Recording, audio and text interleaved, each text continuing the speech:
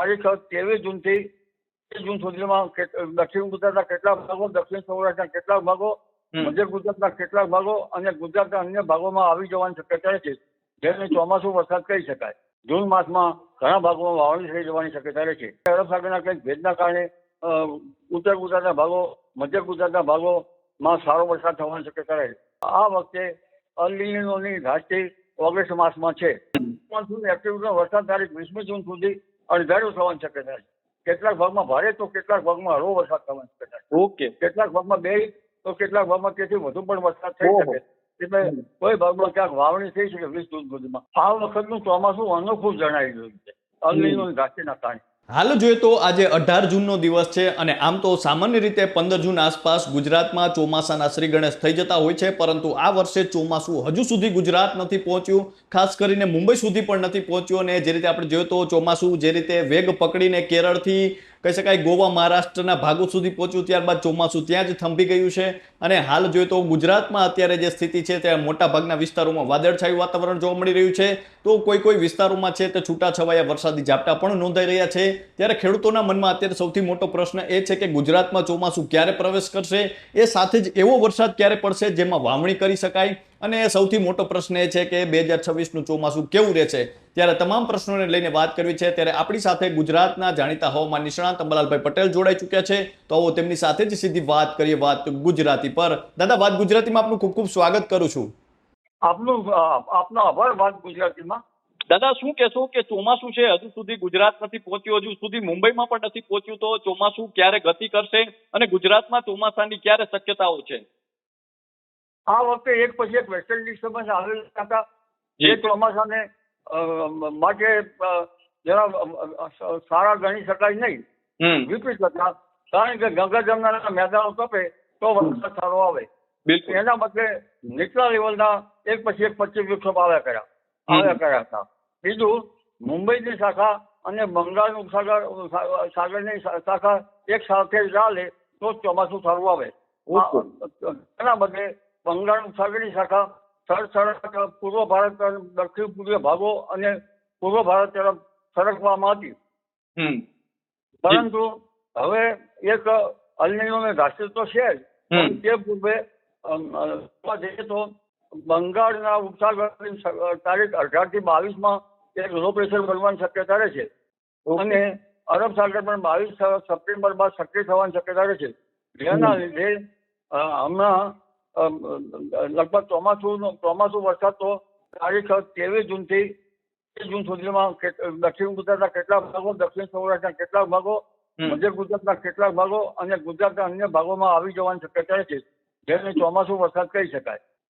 તારીખ 27, 28, 29 મુંબઈ, મહારાષ્ટ્રમાં ભારે વરસાદ થવાની શક્યતા છે.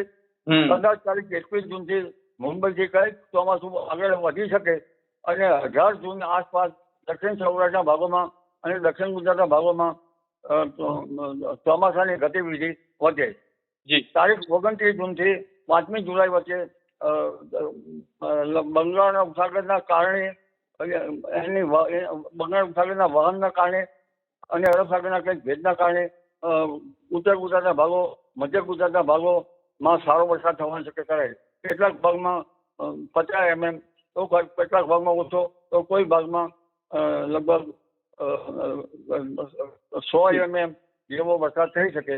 એટલે કેટલાક ભાગમાં વાવણી લાયક વરસાદ થવાની શક્યતા રહે અને કેટલાક ભાગમાં ધીરે ધીરે ત્યારબાદ વરસાદ થતો રહે. પણ આ વખતે અલ નીનોની રાશિ ઓગસ્ટ માસમાં છે. ઓગસ્ટ માસમાં 1.5°C નીનોથી પણ કોઈ વિસ્તારમાં જ્યાં ટેમ્પરેચર મપાય છે ઉષ્ણતામાન, તે ટેમ્પરેચર વધારે છે અને સપ્ટેમ્બરમાં ત્યાંની ઘાતક સ્થિતિ અનુભવાઈ શકાય તેમ છે. એટલે ઓગસ્ટમાં અલબત્ત એક એટમોસ્ફેરિક વેવ લગભગ આવવાની શક્યતા જુલાઈ માસમાં છે અને ઓગસ્ટ માસમાં ઇન્ડિયન ઓશન ડાયફોલ સાનુકૂળ થવાની શક્યતા જણાઈ આવે છે.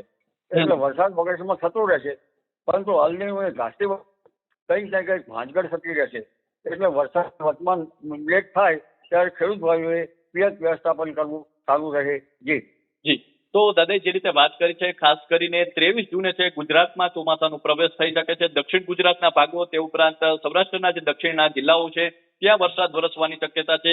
અને રીતે દાદાએ એક ખૂબ મહત્વની પણ વાત કરી છે કે ચોમાસું જ્યારે અરબી સમુદ્રમાંથી જ્યારે પ્રવેશ કરતું હોય છે ત્યારે ભારતના ભાગોમાં ત્યારે ખાસ કરીને બે એની શાખાઓ હોય છે, એક પૂર્વ શાખા અને પશ્ચિમ શાખા. અને આ વર્ષે પૂર્વ શાખા છે તે આગળ વધી રહી છે. પશ્ચિમ શાખા છે એટલે કે જે ગુજરાત બાજુની જે શાખા છે તે મહારાષ્ટ્ર જે છે ત્યાં અટકી ગઈ છે. એટલા માટે ક્યાંક ને ક્યાંક એ અસ્થિરતા પણ જોવા મળી રહી છે. અને ખાસ કરીને અલીનોની દ્રાષ્ટિ પણ આ વર્ષે છે તેવી પણ શક્યતાઓ છે. તો દાદા હવે એ પણ જાણવું છે કે ગુજરાતમાં વાવણી કેટલા કહી શકાય, કેટલા આ વખતે કેટલા ફેઝમાં થશે અને કયા વિસ્તારોમાં ક્યારે થશે? વાવણી તો જૂન જુલાઈમાં થઈ જવાની શક્યતા રહે છે. ઓકે. ખાસ કરીને ઓગસ્ટ માસમાં અને આ માસના પાછલા જે માસો છે તેમાં જે પાછોતર તલ ને અન્ય જે વાવણી કાચા વવાય છે એમાં કંઈક વરસાદની ઉણપ રહેવાની શક્યતા રહે છે. બાકી જૂન માસમાં ઘણા ભાગોમાં વાવણી થઈ જવાની શક્યતા રહે છે. જી. તો દાદા જે રીતે વાત કરી છે કે જૂન માસમાં છે ઘણા ભાગોમાં વાવણી થશે, ત્યારબાદ જુલાઈ માસમાં પણ છે અનેક ભાગોમાં વાવણી થઈ શકે છે.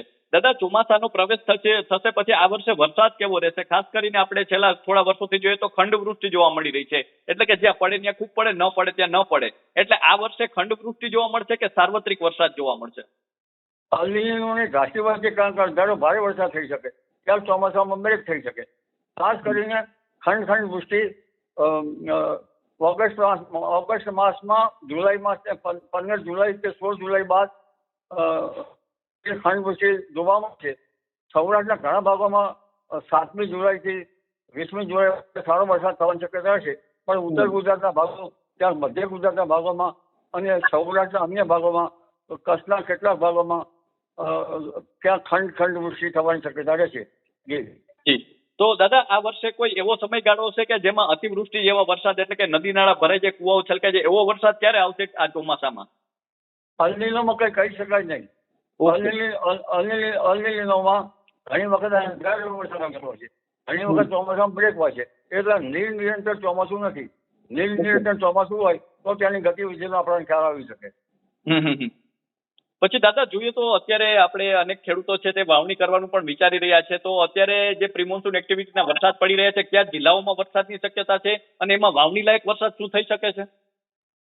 પ્રિમોન્સૂન એક્ટિવિટીના વરસાદની શક્યતા સૌરાષ્ટ્ર, દક્ષિણ સૌરાષ્ટ્રના ભાગો, સૌરાષ્ટ્રના અન્ય ભાગો, ત્યાં વળી રાજકોટ, જામનગરના ભાગો અને દ્વારકા વગેરે ભાગોમાં પણ, અને પોરબંદર વગેરે ભાગોમાં પણ ક્યાંક થઈ શકે. આ ઉપરાંત ઉત્તર ગુજરાતના ભાગોમાં પણ પ્રિમોન્સૂન એક્ટિવિટીનો વરસાદ થઈ શકે. પ્રિમોન્સૂન એક્ટિવિટીનો વરસાદ તારીખ 20મી જૂન સુધી અણધાર્યો થવાની શક્યતા છે. કેટલાક ભાગમાં ભારે તો કેટલાક ભાગમાં હળવો વરસાદ થવાની શક્યતા છે. ઓકે. કેટલાક ભાગમાં 2 તો કેટલાક ભાગમાં તેથી વધુ પણ વરસાદ થઈ શકે. એટલે કોઈ ભાગમાં ક્યાંક વાવણી થઈ શકે 20 જૂન સુધીમાં, પણ તેને ચોમાસાની ગતિવિધિનો વરસાદ ના કહી શકાય. તેને વૃક્ષી નક્ષત્રનો કહી શકાય. જ્યાં સાનુકૂળ સ્થિતિ વરસી જાય છે ત્યાં સારો વરસાદ તો 21-22 જૂન પછી ચોમાસું જયારે બેસશે ત્યારે વરસાદ ત્યારે ગણી શકાય. જી. તો દાદા જે રીતે શક્યતા વ્યક્ત કરી છે કે 20 જૂન સુધી છે ખાસ કરીને સૌરાષ્ટ્ર અને ઉત્તર ગુજરાતમાં છે પ્રી મોન્સૂન એક્ટિવિટીના વરસાદ પડી શકે છે. સૌરાષ્ટ્રના જે દક્ષિણ ભાગના જિલ્લાઓ છે, રાજકોટ, જામનગર, દ્વારકા છે, ઉપરાંત ઉત્તર ગુજરાતના જિલ્લાઓ છે ત્યાં વરસાદ પડી શકે છે. વરસાદ જ્યાં પડશે ત્યાં અનેક જગ્યાએ સારો વરસાદ પણ પડી શકે છે. 2 ઇંચ કે તેથી વધુ વરસાદ પણ પડી શકે તેવી શક્યતાઓ વ્યક્ત કરી છે. એટલે કોઈ જગ્યાએ વાવણી કદાચ થઈ પણ જાય પરંતુ તેને ચોમાસાનો વરસાદ ન ગણી શકાય. તો દાદા હવે એ પણ જાણવું છે કે 2026નું ચોમાસું આપને કેવું લાગી રહ્યું છે? આ ઓલ ઓવર ચોમાસું જોઈએ તો આ વર્ષે કેવું ચોમાસું રહેશે? ખાસ કરીને પાછોતરા વરસાદ પડશે કે કેમ? આ વખતનું ચોમાસું અનોખું જણાઈ રહ્યું છે અલનીનોની ઘાટીના કારણે. પાછોતર વરસાદમાં અને દરેક વધારે વરસાદ અંધારું ના થઈ શકે, પણ એની ઘાતક અસર સપ્ટેમ્બર, ઓક્ટોબર અને નવેમ્બરમાં જોવા મળશે. ક્યાંક ગરમીની સાથે ક્યાંક વરસાદ આવી જાય. દાદા હાલ જે ચર્ચાઓ થઈ રહી છે કે અલનીનોની ખૂબ અસર થશે, ચોમાસું નબળું રહેશે, એવી કેટલી શક્યતાઓ છે? ચોમાસું નબળું રહેવાની શક્યતાઓ તો અલનીનો કારણે પાછોતર વરસાદ થઈ શકે નહીં એવી શક્યતા ગણી શકાય. પરંતુ શરૂઆતમાં વરસાદ સારો થાય તો ચોમાસું નબળું ના રહી શકે. અલનીનોના વર્ષમાં ક્યાંક 86% વરસાદ, ક્યાંક 88% વરસાદ, ક્યાંક તેથી ઓછો વરસાદ અને ક્યાંક 90% વરસાદ અને દરિયા કિનારાના ભાગમાં સારો વરસાદ પણ થઈ શકે. એટલે ખંડ વૃષ્ટિમાં ખંડ ભાગોમાં વરસાદ થવાની શક્યતા રહે છે. જેના કારણે ત્યાં કોઈ ભાગમાં વરસાદ ઓછો રહી શકે, વરસાદની અસર થઈ શકે કોઈ ભાગમાં. જી દાદા, ખાસ કરીને પવન હજુ જોવા મળી રહ્યો છે, તો તેનું શું કારણ છે? આ વર્ષે પવન છે તે નડતરરૂપ થઈ રહ્યો છે ચોમાસાને?